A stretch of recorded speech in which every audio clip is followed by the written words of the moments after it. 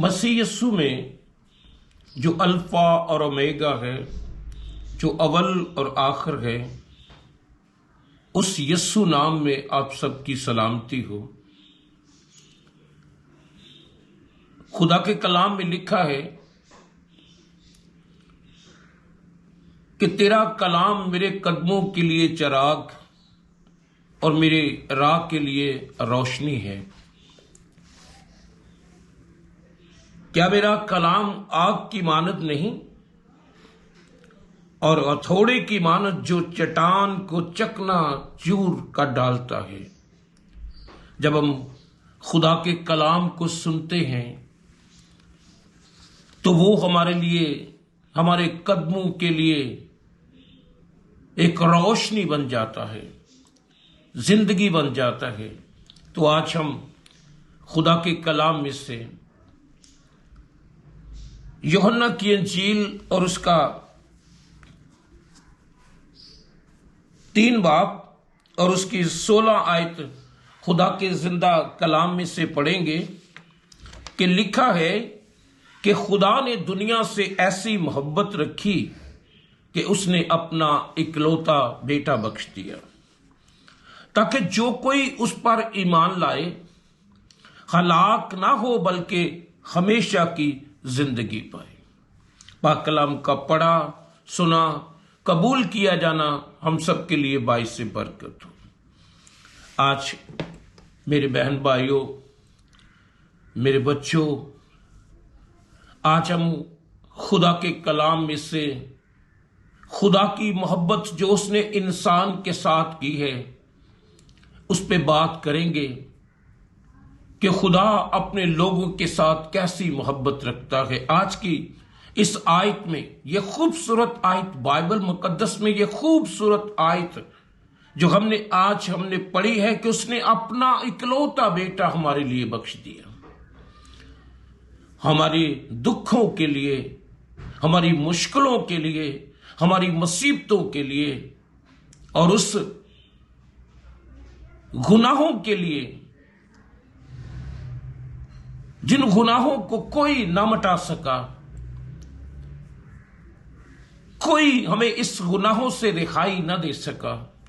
آدم نے گناہ کیا اور اس کے باعث ہم سب گناہ میں پھنس گئے، جس کے لیے رومیو کی کتاب میں لکھا ہے کہ سب نے گناہ کیا اور سب خدا کے جلال سے محروم رہے۔ آج خدا نے اپنے اکلوتے بیٹے کو ان گناہوں کی معافی کے لیے، اسے ہمارے لیے قربان کرنے کے لیے اپنا اکلوتا بیٹا بخش دیا ہے، تاکہ جو کوئی اس پر ایمان لائے ہلاک نہ ہو بلکہ ہمیشہ کی زندگی پائے۔ جس کا ایک ہی بیٹا ہو اور وہ بھی اپنے لوگوں کے لیے، اپنی کلیسیا کے لیے وہ قربان کر دے، اس سے بڑی محبت خدا کی ہمارے ساتھ کیا ہو سکتی ہے؟ لیکن جب انسان کے بچے کی بات آتی ہے، جب انسان کے بیٹے کی بات آتی ہے، تو ہم خدا کے کلام میں سے دیکھیں گے کہ خدا ہمارے بچوں کے ساتھ، ہمارے ساتھ کیسی محبت رکھتا ہے۔ آج ہم خدا کے زندہ کلام میں سے ابراہیم کی کہانی پر غور کریں گے کہ پیدائش کی کتاب اس کے 12 باب میں خدا نے ابراہیم سے وعدہ کیا کہ میں تجھے بڑی قوم بناؤں گا اور تیرا نام سرفراز کروں گا۔ جب یہ خدا نے وعدہ کیا کہ میں تجھے بڑی قوم بناؤں گا، میں تجھے سرفراز کروں گا، تو ابراہیم کی عمر اس وقت 75 سال تھی اور وہ خدا کے وعدے کے ساتھ چلتا رہا، اور پھر 100 سال کی عمر میں خدا نے اسے بیٹے جیسی برکت سے نوازا جس کا نام اسحاق تھا، اور وہ اپنے بیٹے کے ساتھ بڑھاپے میں بڑا خوش تھا اس سے بڑی محبت کرتا تھا، اس سے بڑا پیار کرتا تھا۔ اور پھر خدا نے حکم دیا، جب وہ تھوڑا بڑا، اور خدا نے پھر 21 باب اس کی 2 آیت میں کہا کہ ابراہیم تو اپنے بیٹے اسحاق کو جو تیرا اکلوتا ہے، جسے تو پیار کرتا ہے، اسے سوختنی قربانی کے طور پر میرے حضور چڑھا۔ اب غور کیجئے کہ اس باپ کا کیا حال ہوگا جس کا ایک ہی بیٹا ہو اور خدا اسے اپنے لیے مانگ لے کہ اس کی قربانی دی جائے۔ تو ابراہیم نے اپنے بیٹے کو ساتھ لیا، لکڑیاں لی اور اپنے بیٹے کو ساتھ لے کر چلنا شروع ہو گیا۔ اور 22 باب اس کی 9 آیت میں لکھا ہے، میں پیدائش کی کتاب میں سے سارا پڑھ رہا ہوں۔ پیدائش کی کتاب اس کا 22 باب اس کی 9 اور 10 آیت میں لکھا ہے کہ وہاں ابراہیم نے قربان گاہ بنائی اور اس پر لکڑیاں چنی اور اپنے بیٹے اسحاق کو باندھا، اور اس قربان گاہ پر لکڑیوں کے اوپر رکھا، اور ابراہیم نے ہاتھ بڑھایا، چھری لی، اور جب ابراہیم نے چھری لے کر اپنے بیٹے کو ذبح کرنے کی کوشش کی، اس کی گردن پر اس نے جب چھری کو رکھا تو خدا کے کلام میں لکھا ہے کہ خدا آسمانوں سے پکار اٹھا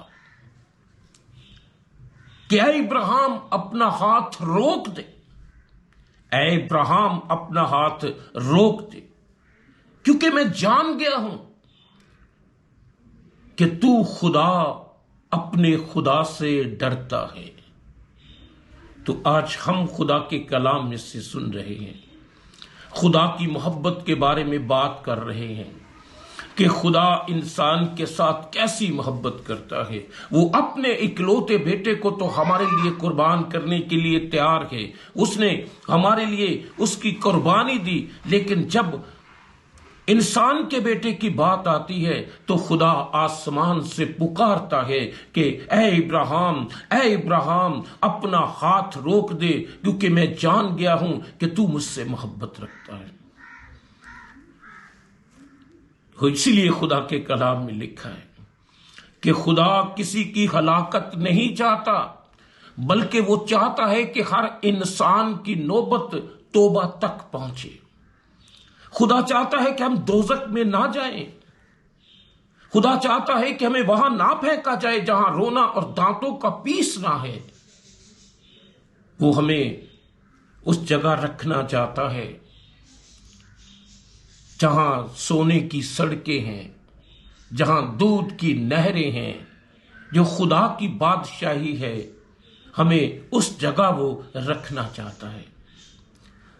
آج ہم خدا کے کلام میں سے ایک اور حوالہ دیکھیں گے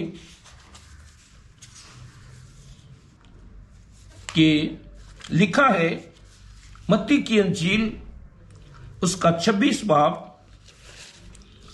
اور اس کی 38 آیت میں کہ خدا یسوع مسیح، خدا کے اکلوتے بیٹے خدا یسوع مسیح اپنے شاگردوں کو ساتھ لے کر گثسمنی کے اندر دعا کرنے کے لیے گئے، اور اپنے شاگردوں سے کہا کہ جاگتے رہو اور دعا کرتے رہنا، اور یہ کہہ کر وہ آگے بڑھا اور دعا کرنے لگا۔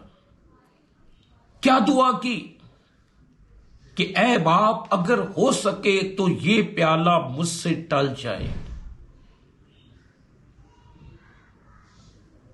پھر اسی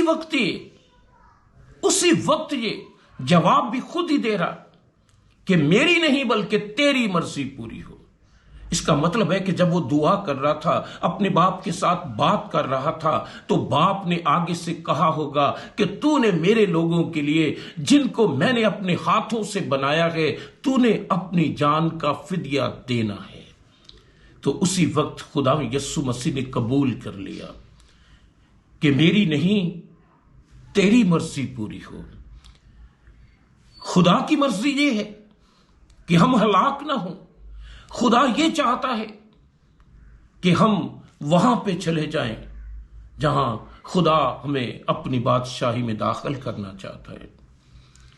اگر ہم خدا کے کلام میں متی کی انجیل اس کے 27 باب میں بات کریں گے تو وہاں پر خدا یسوع مسیح صلیب پر ہیں، دکھ اس کے جسم پر ایک کم 40 کوڑے مارے گئے، اور ہر کوڑے کے بعد اس کا جسم لہو و لہان ہوتا جا رہا ہے۔ وہ صلیب پر دکھ سہ رہا ہے اور اپنے باپ سے بات کرتا ہے کہ اے میرے خدا، اے میرے خدا، تو نے مجھے کیوں چھوڑ دیا ہے؟ تو آج غور کیجئے کہ آپ کا خدا جس نے آپ کو مجھے بنایا ہے وہ آپ سے کیسی محبت رکھتا ہے کہ بیٹا پکار رہا ہے کہ اے میرے خدا، اے میرے خدا، تو نے مجھے کیوں چھوڑ دیا ہے؟ اس نے اپنے بیٹے کو تو چھوڑ دیا، لیکن اس نے اپنے لوگوں کو نہیں چھوڑا۔ اس نے کہا کہ تو نے میرے بچوں کے لیے، میرے لوگوں کے لیے جن کو میں نے اپنے ہاتھوں سے بنایا ہے، تو نے صلیب پر ان کے لیے اپنی جان دینی ہے۔ تو آج ہم خدا کے کلام میں سے سن رہے ہیں کہ خدا ایسی محبت کرتا ہے اپنے لوگوں کے ساتھ کہ اپنا بیٹا، اکلوتا بیٹا بھی ہمارے لیے بخش دیتا ہے۔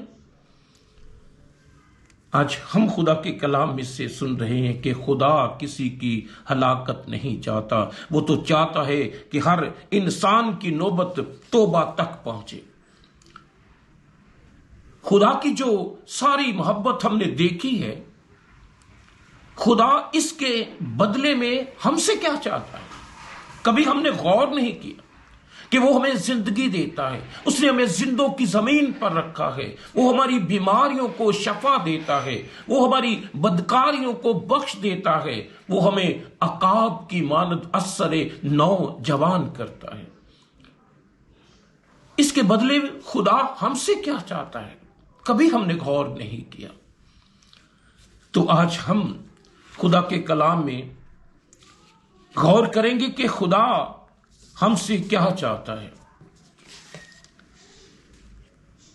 لوکا کی انجیل اس کا 20 باب اس کی 25 آیت میں فقی فریسی یہودی خدا یسوع مسیح سے کہنے لگے،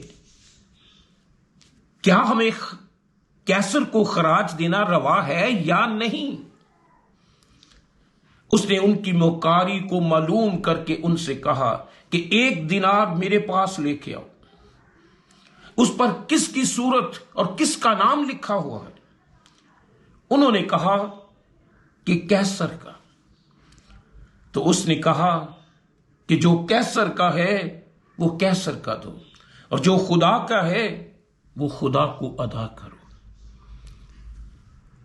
تو آج ہم خدا کے کلام میں سے سن رہے ہیں کہ پیدائش کی کتاب اس کے پہلے باب میں لکھا ہے کہ خدا نے انسان کو اپنی صورت پہ بنایا ہے۔ ہم سب جو آپ سن رہے ہیں، جتنے بھی بیٹھے ہوئے ہیں کلام سن رہے ہیں، ہم سب جو ہیں وہ خدا کی صورت پہ بنائے گئے۔ خدا کی صورت پہ ہمیں پیدا کیا گیا ہے، اور اس سکے پر کس کی تصویر بنی تھی؟ کیسر کی، لیکن ہماری زندگیوں پر خدا کی تصویر بنی ہوئی ہے۔ ہم نے یہ دنیا داری کی چیزیں اس دنیا کو دینی ہے، اور ہم نے اپنی زندگی، اپنا دل اپنے خدا کو دینا ہے۔ تو آج ہم نے خدا کے کلام میں سے سیکھا، سنا کہ خدا انسانوں کے ساتھ کیسی محبت رکھتا ہے، لیکن ہمیں بھی چاہیے کہ ہمیں وہ زندگی جو خدا نے ہمیں دی ہے، اپنی زندگی اپنے خدا کو دیں۔ اس کلام کے وسیلہ سے خدا آپ کو برکت دے، خدا آپ کو زندگی دے۔ اور خدا کے کلام میں لکھا ہے زبور کی کتاب میں کہ خدا اپنے کلام کو نازل فرما کر ان سب کو شفا دیتا ہے۔ اگر آپ خدا کے کلام کو ایمانداری، یقین، بھروسے، ایمان کے ساتھ سنیں گے، اسے قبول کریں گے، تو خدا آپ کی مشکلیں، آپ کی مصیبتیں، آپ کی بیماریاں آپ کی زندگی سے جدا کرنے کی قدرت رکھتا ہے۔ خدا آپ سب کو اس کلام کے وسیلہ سے برکت دے، آمین۔